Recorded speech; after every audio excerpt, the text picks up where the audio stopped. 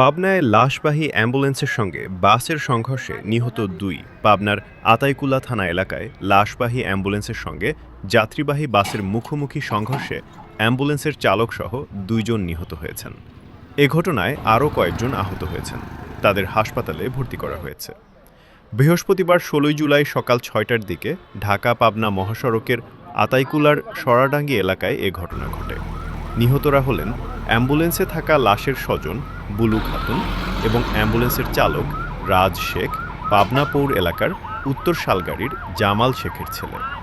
বিষয়টি নিশ্চিত করে পাবনার মাদপুর থানার ভারপ্রাপ্ত কর্মকর্তা ওসি মাহবুবুর রহমান জানান, রাজশাহী মেডিকেল কলেজ হাসপাতালে থেকে একটি মেয়ের লাশ নিয়ে পাবনার সাঁথিয়ায় বাড়িতে ফিরতেছিল।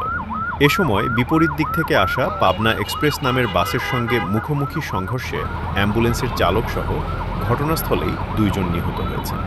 তিনি আরও জানান, নিহত দুইজন এবং অ্যাম্বুলেন্সে থাকা মরদেহ উদ্ধার করে পাবনা জেনারেল হাসপাতালের মর্গে পাঠানো হয়েছে। আহতদের চিকিৎসা দেওয়া হয়েছে। ক্ষতিগ্রস্ত অ্যাম্বুলেন্স এবং বাস উদ্ধার করে থানায় নিয়ে আসা হয়েছে।